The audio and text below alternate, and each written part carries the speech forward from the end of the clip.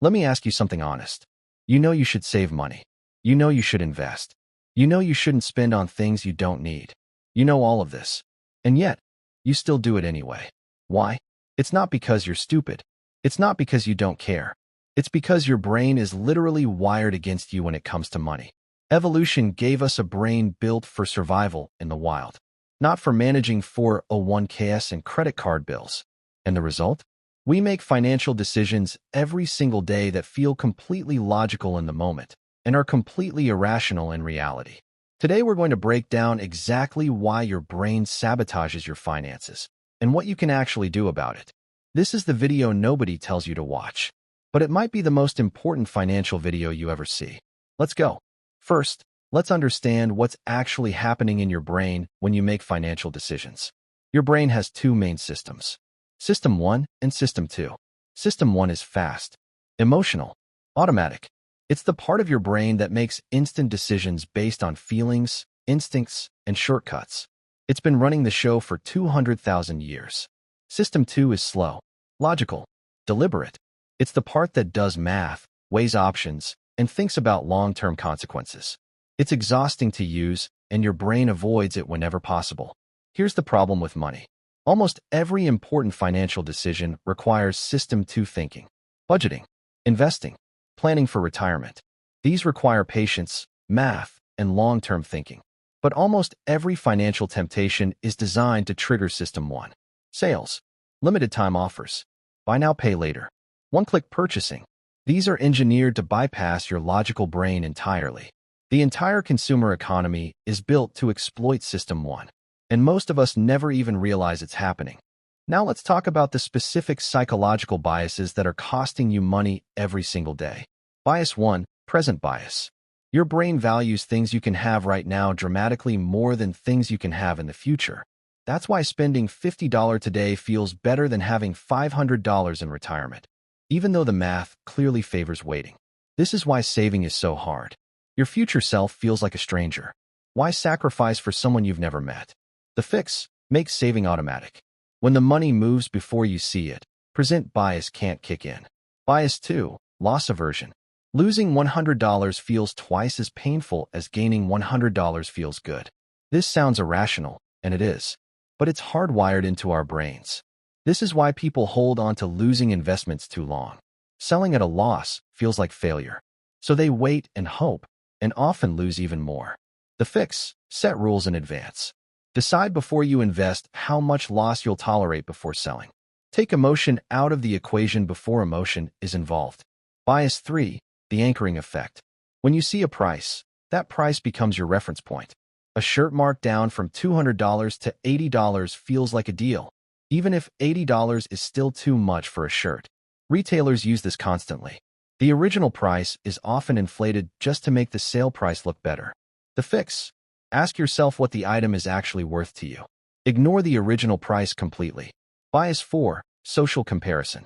We're deeply wired to compare ourselves to others. And in the age of social media, we're constantly exposed to the highlight reels of everyone around us. The new car, the vacation, the house. This triggers spending to keep up, even when it's destroying our financial lives. The fix: curate your social media. Unfollow accounts that trigger you to spend. Follow accounts that inspire you to save and invest. Bias 5, the sunk cost fallacy. You've already spent money on something, so you keep spending more to justify the original investment. The gym membership you never use, but keep paying for because you already paid for the clothes. The money is gone. The past cost should never drive future decisions. Only future value matters. The fix: ask yourself, if I hadn't already spent this money, would I still choose to continue? If the answer is no, stop. Bias 6, optimism bias. We consistently overestimate how much money we'll have in the future. We think we'll earn more, spend less, and save more, eventually. This is why people never start saving.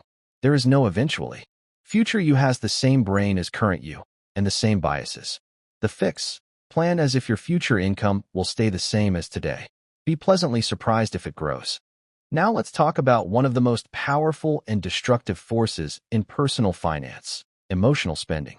Emotional spending is when you buy things not because you need them, but because of how you feel. Stressed at work? Online shopping feels like relief. Bored on a Saturday? Retail therapy. Feeling insecure? New clothes, new phone, new car. Celebrating good news? Treat yourself. Sad. Comfort spending. Every emotion, positive or negative, can trigger spending. And the temporary relief it provides is real. That's what makes it so dangerous. Here's what's actually happening. Your brain releases dopamine when you buy something new. The anticipation of a purchase, the browsing, the adding to cart, often triggers more dopamine than the purchase itself. That's why you often feel let down after buying something you were excited about. You weren't buying the product. You were buying the feeling of anticipation. The fix: implement a 48-hour rule. When you want to buy something that isn't planned, wait 48 hours. If you still want it after 48 hours, it might be a genuine want. Most of the time, the urge disappears completely. Also, identify your emotional spending triggers. What emotions drive you to spend? Stress? Boredom? Social pressure? Once you know your triggers, you can create better responses. Here's something most people never think about. You have a money story. A money story is the set of beliefs about money that you absorbed growing up. From your parents, from your culture, from your experiences. And these beliefs, most of which were formed before you were 10 years old, are silently driving your financial decisions today.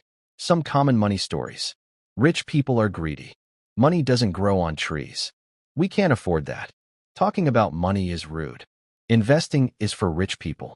I'm just not good with money. These stories feel like facts, but they're not. They're beliefs. And beliefs can be changed. If you grew up hearing that money is scarce, you might subconsciously self-sabotage when things go well financially. If you grew up watching your parents fight about money, you might avoid looking at your finances because it feels emotionally dangerous. The fix: write down your earliest memories about money. What did your parents say about it? What did they model? What did you absorb? Then ask, is this story actually true? Or is it just a story I was told? You are not your money story. You can rewrite it. So how do you actually rewire your brain to make better financial decisions? Tip 1. Automate everything. The best financial decisions are the ones you don't have to make. Automate savings. Automate investments. Automate bill payments. When good financial behavior is automatic, your biases can't interfere. Tip 2. Create friction for bad spending. Delete saved credit cards from websites.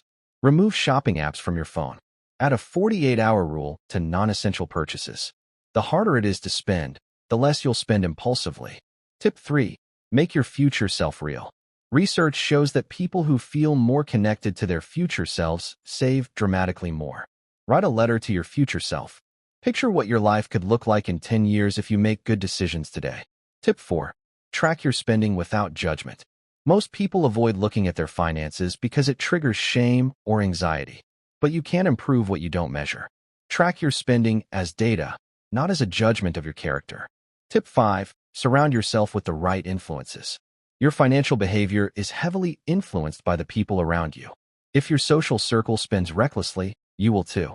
Find communities, online or in person, of people who are building wealth. Their habits will become your habits. Your relationship with money isn't about intelligence.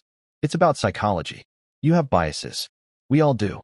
But now you know what they are, and that awareness alone is more powerful than any budgeting app.